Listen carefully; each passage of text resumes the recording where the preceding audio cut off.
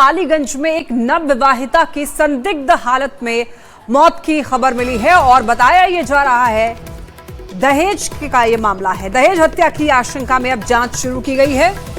परिजनों ने हत्या की आशंका जताई है। देखिए, पुलिस ने शव को पोस्टमार्टम के लिए भेजा है। एसडीपीओ ने घटनास्थल का निरीक्षण किया है। साक्ष्य जुटाने में अब एफएसएल की टीम जुट चुकी है। पोस्टमार्टम रिपोर्ट का अब इंतजार है सभी को। जांच के बाद ही अब कानूनी कार्रवाई की जाएगी। पियरपुरा थाना क्षेत्र के रूपापुर की यह घटना है, जहां पर बताया जा रहा है कि एक नवविवाहिता की संदिग्ध परिस्थिति में मौत हुई है। तो ऐसे में परिजनों ने हत्या की आशंका जताई है। दहेज हत्या की आशंका में अब जांच शुरू की गई है। पुलिस ने इस पूरे मामले पर संज्ञान लिया है। शव को पोस्टमार्टम के लिए भी भेजा गया है। एसडीपीओ ने घटनास्थल का निरीक्षण किया। साक्ष्य जुटाने में अब देखिए एफएसएल की टीम जुट चुकी है। पोस्टमार्टम रिपोर्ट का इंतजार है परिवार वालों को। जांच के बाद ही अब कानूनी कार्रवाई होगी। पियरपुरा थाना क्षेत्र की रूपापुर की यह घटना, नवविवाहिता की संदिग्ध परिस्थितियों में मौत ने कई सवाल खड़े किए हैं। विवाहिता वैष्णवी कुमारी पति अभिषेक पासवान की मृत्यु हो गई है। सूचना प्राप्त होते ही थानाध्यक्ष एवं सर्किल इंस्पेक्टर घटनास्थल पर पहुंचे तथा एफएसएल की टीम को सूचना दी गई। अनुमंडल पुलिस पदाधिकारी 1 द्वारा घटनास्थल का निरीक्षण किया गया एवं परिजनों से पूछताछ किया गया और शव को पोस्टमार्टम हेतु भेजा गया। प्रथम दृष्टया पूछताछ के आधार पर यह दहेज हत्या का मामला प्रतीत होता है। मृतका के ससुराल वाले सब फरार पाए गए। उनकी गिरफ्तारी हेतु छापेमारी की जा रही है। तो देखिए, यहां पर आपने पुलिस का बयान भी सुना है। इस पूरे मामले पर शक है कि हत्या के मामले, ये दहेज के मामले में हत्या की गई है। ज्यादा जानकारी के लिए न्यूज 18 संवाददाता अमरजीत हमारे साथ जुड़ चुके हैं। अमरजीत, एक नवविवाहिता की हत्या कर दी जाती है, क्या इस पूरे मामले पर पुलिस का क्या कहना है? परिवार वालों की क्या मांग है? फिलहाल संपर्क नहीं हो पा रहा अमरजीत से। देखिए, साक्ष्य जुटाने में एफएसएल की टीम जुट चुकी है। अमरजीत से एक बार फिर से जुड़ने की कोशिश करते हैं। अमरजीत, एक नवविवाहिता की मौत हुई है, ये नेचुरल डेथ है या फिर हत्या की गई है? दहेज का शक जो है, आशंका जताई जा रही है। अमरजीत, पूरा मामला बताइए। जी देखिए, परिजनों ने हत्या का आशंका जताते हुए मामला दर्ज किया है और अभी जो है कुछ ही महीने पहले शादी हुई थी और उसके बाद जो है उसकी मौत हो गई है। तो इसमें परिजनों ने हत्या का आशंका जताते हुए थाने में मामला दर्ज कराया है और पुलिस ने दहेज हत्या में ये मामला दर्ज कर लिया है और जो आरोपी हैं उनकी भी तलाश जारी है। पुलिस अभी जो है उन आरोपियों की तलाश कर रही है जिन पे जो है परिजनों ने नामजद किया है। जो पति हैं उसके जो है ससुराल वाले हैं उनको नामजद किया है और उनकी गिरफ्तारी के लिए पुलिस लगातार लगी हुई है। जी ठीक है, बहुत धन्यवाद आपका इन तमाम जानकारियों के लिए। नजर बनाए रखिए अमरजीत। चलिए बढ़ते हैं खबरों में आगे और बात कर लेते हैं सासाराम की। सासाराम में बताया जा रहा है एक किसान की संदिग्ध परिस्थिति में मौत हो गई है और देखिए, यहां पर आशंका ये जताया जा रहा है कि यह हो सकता है जमीन विवाद में हत्या की गई है। परिजनों ने ऐसा आरोप लगाया है। शव को पोस्टमार्टम के लिए भेजा गया है और पुलिस पूरे मामले की जांच में जुट चुकी है। संझौली थाना क्षेत्र के खैरा भुतहा गांव का यह मामला है, जहां पर एक किसान की संदिग्ध मौत का मामला सामने आया है। मृतक महेंद्र नट का शव खेत से बरामद किया गया है। तो ऐसे में परिवार वालों ने जमीन विवाद में हत्या का आरोप लगाया है, लेकिन इस पूरे मामले की जांच पड़ताल में पुलिस जुटी है, लोगों से पूछताछ कर रही है। शव को पोस्टमार्टम के लिए भी भेजा गया है। एफएसएल टीम मौके पर पहुंची है और पूरे मामले की जांच में पुलिस जुट चुकी है। अरे पापा के मुँह आके फेंक दिले रहो सर। कुछ लोग कहते बिजली गिरे से ना, बिजली देख ली केनियो ने की गिरल गिरे थे, बिजली के गिरल ने की देख ले। आई बिजली गिरी तो इसे पार्टी बिजली ने के गिरल हमारा बाप के मुँह आवल गइल बा और आँख में तो तनी माटी कुछ। कैसे लगता का कुछ विवाद भी रहे? हाँ, जमीन के विवाद चलत रहे और कोई से हमरा दुश्मनी न रहे। एक महेंद्र नाथ का डेड बॉडी मिला हुआ है मरे हुए स्थिति में। अब यही स्थल है बगल में जो खेत है। बिजली गिरने की बात लोग बताए हैं, लेकिन बिजली गिरने जैसी कोई धरातल पर चीज़ें नहीं दिखाई दी हैं। मुंह से ब्लड निकला है, कान से भी निकला है। सर, परिजन हत्या की आशंका जाता है। हाँ, तो जो उनका बयान होगा उस पर FIR दर्ज की जाएगी और अनुसंधान आगे किया जाएगा। और देखिए, एक बड़ी खबर भागलपुर से। बताया जा रहा है कि मुहर्रम के दौरान दरअसल 2 अखाड़ों के बीच में विवाद हो गया और विवाद इतना ज्यादा बढ़ गया कि यहां पर कहासुनी के बाद दोनों पक्षों के बीच मारपीट हो गई, लाठी डंडे चलने लग गए। इस घटना में कई लोगों के घायल होने की सूचना है, जबकि एक डीजे वाहन भी क्षतिग्रस्त हो गया है। देखिए, ये वीडियो सामने आया है इस घटना का। पुलिस मौके पर पहुंची जैसे ही पुलिस को सूचना मिली और स्थिति को नियंत्रित भी किया गया है। पुलिस वायरल ऑडियो वीडियो के आधार पर पूरे मामले की जांच कर रही है, उपद्रवियों की पहचान करने में भी जुटी है। इस पूरे घटना के दौरान पुलिस की गाड़ी को भी क्षतिग्रस्त कर दिया गया है। तस्वीरें आप देख सकते हैं। ये जो पुलिस की गाड़ी है, अगला शीशा जो है उसे तोड़ दिया गया है। तो यहाँ पर मुहर्रम जुलूस के दौरान मारपीट और जो विवाद हुआ, ये इसमें पुलिस की गाड़ी को भी क्षतिग्रस्त कर दिया गया है।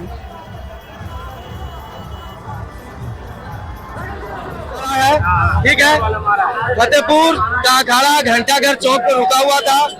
घंटाघर चौक पर से ये लोग रुका हुआ था, तो हम लोग राजपुर से आ रहे थे। हम लोग को लंबा दूर से आना है, हम लोग को जाने में समय लग जाता है, तो हम लोग का यही सोच हुआ कि इस अखाड़े से आगे निकल जाते हैं। भाईचारा का जो बात है, इससे कोई शिकवा कोई शिकिला नहीं था। गाड़ी तोड़ फोड़ किया। अभी घंटाघर में हम लोग को फतेहपुर का अखाड़ा किया है। फतेहपुर का मुहर्रम की तारीख को लेकर के कई सारे अखाड़े पूरे शहर से गुजर रहे हैं और लगातार हम लोगों की नजर बनाई हुई है। जहां 1-2 छुटपुट घटनाएं नजर में आ रही हैं, उसको संज्ञान में लिया गया है। उस पर विस्तृत जांच की जाएगी। जो रिस्पॉन्सिबल लोग हैं उनके खिलाफ उचित कार्रवाई की जाएगी। और अब एक बड़ी खबर नालंदा से, जहां पर ATM के गैंग को पकड़ा गया। यानी कि किस तरीके से वो ठगी करते थे, उस गैंग का भंडाफोड़ हो चुका है। आपको ये बता दें कि बैंक मैनेजर ने जाल बिछा करके कैनरा बैंक ATM से एक आरोपी को गिरफ्तार किया है। आपको ये बताते चलें कि आरोपी राहुल कुमार जो है वो रंगे हाथ पकड़ा गया है। छुट्टी के दिन ATM को निशाना बनाता था। यहाँ पर फेविक्विक मेटल प्लेट से ठगी की जाती थी। मेटल प्लेट में लोगों के पैसे फंस जाते थे और फरार आरोपी की तलाश में पुलिस जुट चुकी है।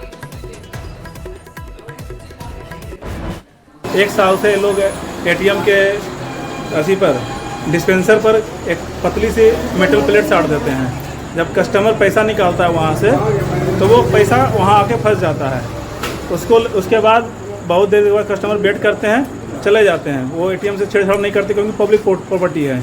उसके बाद ये लोग फिर वापस आते हैं, उसको उस मेटल प्लेट को हटाकर पैसे लेकर चले जाते हैं। लगभग एक काम ये लोग 1 साल से कर रहे थे।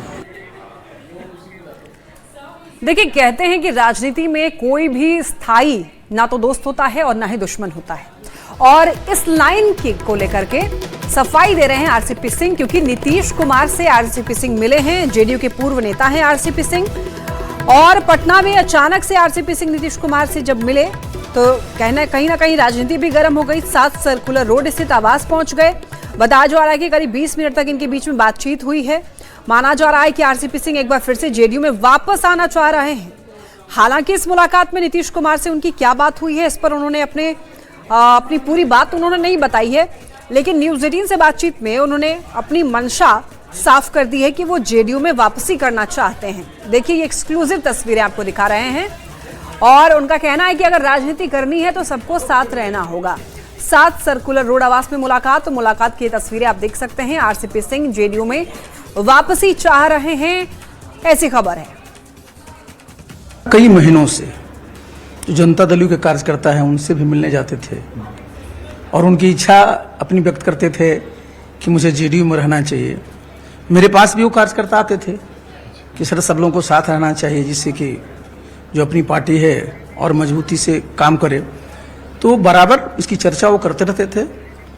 तो मुझे भी लगा कि नहीं, 4 वर्ष से अधिक का समय हो गया है, मुझे अपनी तरफ से जाकर के नीतीश बाबू से मिलना चाहिए। और इसी क्रम में मैं आज उनके पास गया था और मेरी बहुत ही शॉर्ट भेंट हुई, लेकिन बहुत ही जिसको कहते हैं शॉर्ट एंड स्वीट बोलते हैं ना, तो जो उनका बॉडी लैंग्वेज था बहुत अच्छा था और मुझे बहुत अच्छा लगा। और मैंने तो देखा कि बिल्कुल खुश नजर आए और पूरी तरह से वो मजबूत दिखे। आपसे कुछ बातचीत भी हुई सर? देखिए ऐसे में तो बातचीत क्या होती है, बातचीत तो देखिए बातचीत तो हम लोगों का तो वर्षों की बातचीतें रही हैं, कोई ऐसा मुद्दा नहीं जिस पर हम लोग बातचीत नहीं किए हुए हैं। लेकिन इतने वर्षों के बाद मिलते हैं तो सबसे बड़ी चीज होती है कि आपका जो बॉडी लैंग्वेज होता है, तो मुझे बहुत अच्छा लगा। तो हम आगे क्या समझे सर कि आरसीपी सिंह क्या जेडीयू में आने वाले हैं या फिर कुछ ऐसी बात? देखिए एक बात देखिए समझिए, जो मेरा बैकग्राउंड रहा है, मैंने बताया कि मैंने वर्षों इन्हीं के साथ काम किया है और जो भी समर्थक नीतीश बाबू के हैं सबको मैं जानता हूँ, जो हमारे साथ लोग काम करते हैं उनको भी वो सब जानते हैं। तो चूंकि हम लोगों की पृष्ठभूमि तो एक ही है, तो भाई अगर राजनीति करनी है तो भाई एक ही जगह तो रहना पड़ेगा ना। आरसीपी सिंह की घर वापसी हो रही है, लग रहा है या कि फिर पार्टी के कुछ नेता हैं घर वापसी जो शब्द बोलते हैं ना, ये बड़ा ही एक क्लिश हो गया है। देखिए घर वापसी की बात नहीं है, बात है कि भाई जहां हम शुरू से काम किए तो उसमें हमको क्या दिक्कत है। नहीं, पार्टी के अभी भी कुछ बड़े नेता हैं जो जिनकी नाराजगी। अब देखिए पार्टी में समय समय पर कुछ बड़े कुछ छोटे नेता होते रहते हैं, सबका अपना अपना योगदान होता है, समय किसी का एक साइड समान नहीं होता, दिमाग में। मतलब आज का दिन बर्फ पिघलता देखे के हिसाब से? बर्फ अब यहाँ है ही नहीं, बिहार में बर्फ कहाँ होता है, बर्फ तो होगा उत्तराखंड में, यहाँ तो बर्फ पिघला हुआ है, बर्फ है ही नहीं यहाँ। प्रधानमंत्री नरेंद्र मोदी आज से 3 दिवसीय सेशेल्स दौरे पर रहने वाले हैं और आपको ये बताते चलें कि हिंद महासागर के कह सकते हैं कि रणनीतिक साझेदार सेशेल्स की 3 दिवसीय राजकीय यात्रा के लिए प्रधानमंत्री नरेंद्र मोदी रवाना हो गए हैं। इस दौरे की सबसे खास बात यह है कि पीएम मोदी सेशेल्स के राष्ट्रीय दिवस के स्वर्ण जयंती समारोह में गेस्ट ऑफ ऑनर के रूप में शामिल होंगे। उनकी मौजूदगी में भारत और सेशेल्स के बीच रक्षा, समुद्री सुरक्षा और विकास सहयोग को नई मजबूती मिलने की उम्मीद है। पीएम मोदी और राष्ट्रपति डॉक्टर पैट्रिक हार्मनी के साथ में द्विपक्षीय वार्ता करेंगे, नेशनल असेंबली को संबोधित करेंगे और कई महत्वपूर्ण कार्यक्रमों में हिस्सा भी लेंगे। इस दौरान भारतीय सशस्त्र बलों की टुकड़ी और भारतीय नौसेना के युद्धपोत भी समारोह की शोभा बढ़ाएंगे।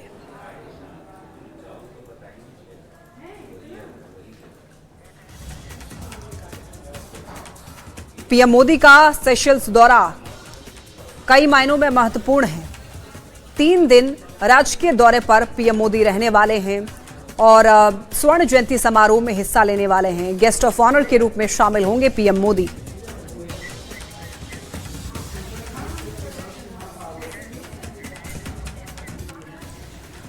बढ़ते हैं अब खबरों में आगे, बात कर लेते हैं राम मंदिर में हुए चोरी के मामले की। देखिए यहां पर बताया जा रहा है कि ट्रस्ट को पहले से ही चोरी का अंदेशा था। अयोध्या में राम मंदिर चढ़ावा चोरी मामले में बड़ा खुलासा हुआ है और सूत्रों के हवाले से यह खबर है कि ट्रस्ट को बहुत पहले चोरी का अंदेशा हो गया था। एसआईटी जांच में दान चोरी घोटाले की पुष्टि की है और ये रैकेट 2-3 साल से ही चढ़ावा चोरी में लगा था। सीसीटीवी में चोरी की 70 घटनाएं रिकॉर्ड है। एसआईटी ने 20 पन्नों की रिपोर्ट सौंपी है। एसओपी के पालन में जानबूझकर लापरवाही हुई है। काउंटिंग प्रक्रिया में एसओपी का पालन नहीं हुआ है। पूछताछ और बयानों के आधार पर 8 आरोपी बनाए गए हैं। साथ ही काउंटिंग रूम में कैश रखने में खामियां भी हैं। कई सरकारी अफसरों पर भी कार्रवाई हो सकती है। कुछ बैंक अफसरों की भूमिका पर भी संदेह जताया जा रहा है। टिन्नू पर बिना मंजूरी के हुंडी की चाबी थी। तो यहाँ पर खबर यह है सूत्रों के हवाले से कि एसआईटी जांच में खुलासा ये हुआ है कि पहले से ही ट्रस्ट को चोरी का अंदेशा था। घोटाले की पुष्टि हुई है। 2-3 साल से ही चढ़ावा चोरी में लोग लगे हुए थे। सीसीटीवी में कई घटनाएं जो है रिकॉर्ड हुई हैं चोरी की। बताया जा रहा है कि 70+ घटनाएं सीसीटीवी में रिकॉर्ड है। तो एसआईटी ने 20 पन्नों की रिपोर्ट सौंपी है और उस रिपोर्ट के आधार पर यह जानकारी मिली है कि एसओपी के पालन में जानबूझकर लापरवाही हुई है।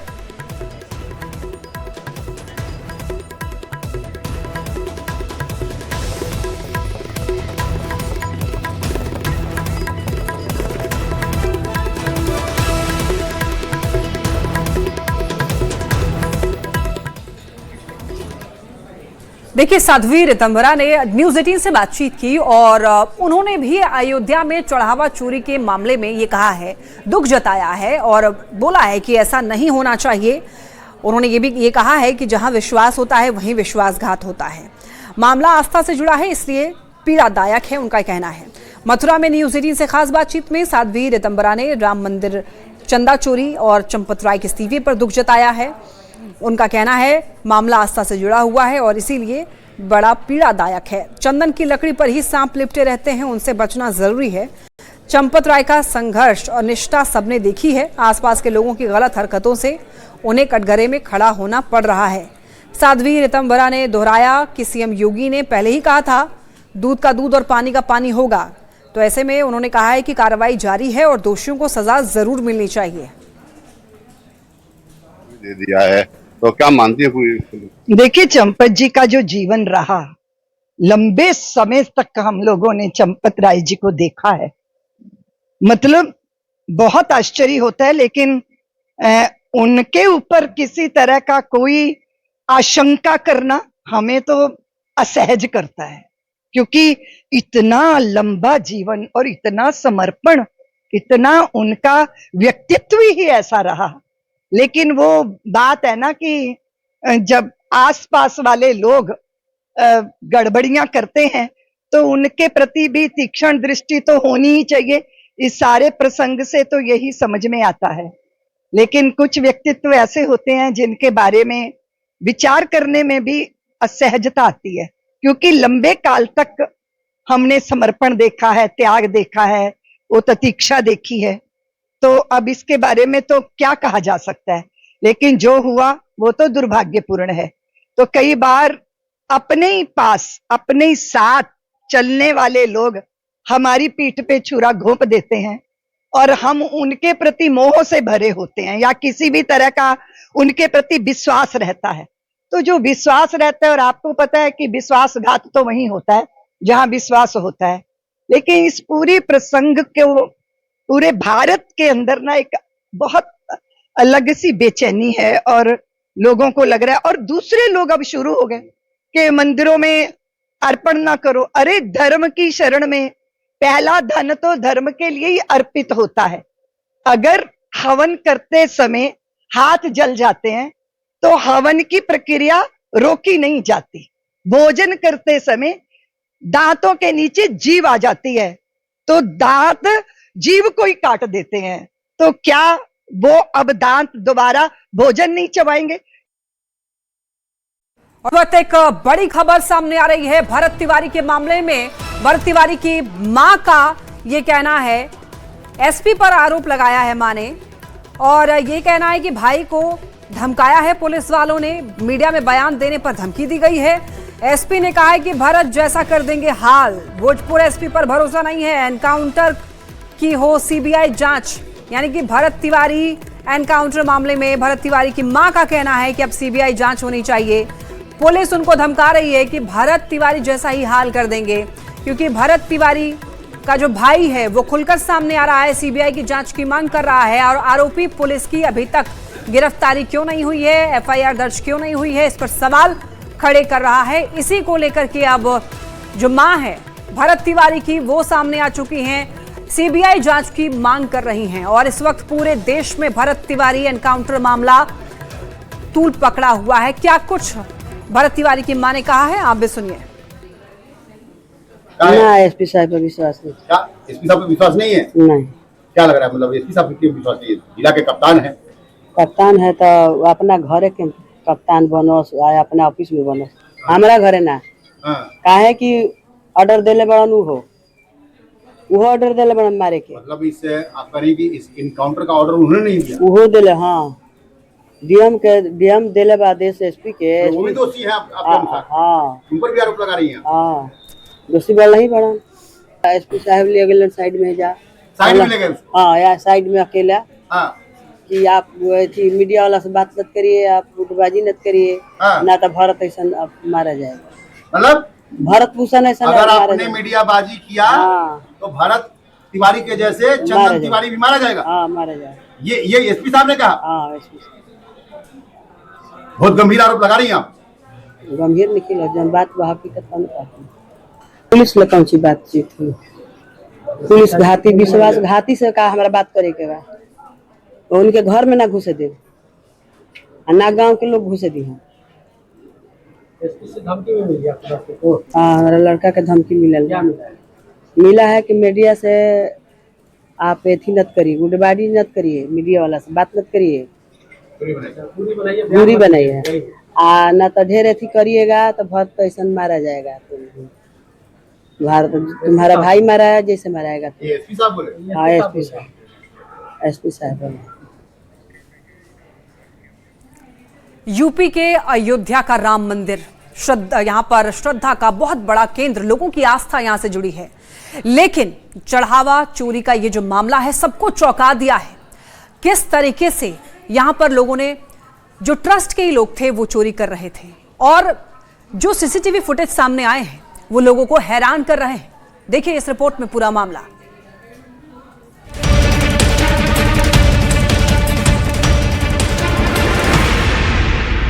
रामलला के दरबार में हर दिन लाखों श्रद्धालु अपनी श्रद्धा के साथ दान चढ़ाते हैं। कोई नोट डालता है, कोई सोना चांदी, तो कोई अपनी मेहनत की कमाई का हिस्सा भगवान को अर्पित करता है। लेकिन मई महीने के आखिर में जब मंदिर ट्रस्ट ने बैंक में जमा हो रही रकम का ब्यौरा खंगाला तो कुछ आंकड़े मेल नहीं खाए।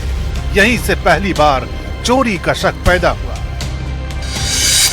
दरअसल दान पेटी से सामान्य तौर पर एक बार में 6 से 7 लाख रुपए तक निकलते थे, लेकिन लगातार कुछ सप्ताह तक 500 रुपए के नोटों की गड्डियों में कमी दिखाई देने लगी। रकम का ये अंतर छोटा नहीं था और बार बार सामने आ रहा था। जब अधिकारियों को लगा कि मामला सामान्य गिनती की गलती का नहीं है, तब नोट गिनने वाले कमरे की निगरानी बढ़ाने का फैसला लिया गया और पूरे मामले की सीक्रेट तरीके से जांच शुरू हुई। शक गहराने के बाद नोट गिनने वाले कमरे में हिडन कैमरे लगवाए गए। करीब एक सप्ताह की रिकॉर्डिंग देखने के बाद अधिकारियों को कथित चोरी का तरीका समझ आया। फुटेज में दिखाई दिया कि नोट गिनने की प्रक्रिया में शामिल कुछ कर्मचारी सामने लगे सीसीटीवी कैमरों के ठीक सामने खड़े हो जाते थे। इससे कैमरे में काउंटिंग से जुड़ी तस्वीरें रिकॉर्ड नहीं हो पाती थी। इसी दौरान दूसरा साथी तैयार की जा रही नोटों की गड्डियों से कुछ नोट निकालकर अपने कपड़ों में छपा लेता था। सामने लगे कैमरों में ये सब साफ नहीं दिखता था, लेकिन हिडन कैमरों ने पूरी घटना रिकॉर्ड कर ली। जांचकर्ताओं के अनुसार यही फुटेज बाद में पूरे मामले का सबसे अहम सबूत बनी। बहनों और भाइयों, ये स्वीकार्य नहीं। सरकार की जो मंशा है, सरकार ने पहले दिन कहा कि दूध का दूध और पानी का पानी सबके सामने आएगा। जांच में चोरी का दूसरा तरीका भी सामने आया। जानकारी के मुताबिक नोट गिनने वाले कर्मचारी गड्डियों में अतिरिक्त नोट जोड़ देते थे। जब बैंक की तरफ से रकम दर्ज होती तो पूरी गड्डी के आधार पर वाउचर बन जाता। बाद में मंदिर से बैंक ले जाते समय गड्डियों में रखे गए अतिरिक्त नोट निकाल लिए जाते थे। इस तरह कागजों में रकम पूरी दिखाई देती थी और चोरी भी हो जाती थी। आरोप है कि चढ़ावे के वाउचर बनाने की प्रक्रिया से जुड़े अनुकल्प मिश्रा इस कथित हेराफेरी में शामिल था और अपने बहनोई लवकुश मिश्रा के जरिए ये खेल चल रहा था। मामला खुलने के बाद पुलिस ने लवकुश मिश्रा के घर से करीब 10 लाख रुपए भी बरामद किए थे। जांच में ये भी सामने आया है कि नोट गिनने की प्रक्रिया से जुड़े कई कर्मचारी किसी न किसी की सिफारिश पर लगाए गए थे। बताया जाता है कि व्यवस्थापक रामशंकर यादव और टिन्नू यादव ने अपने चचेरे भाई मनीष यादव को इस काम में लगवाया था, जबकि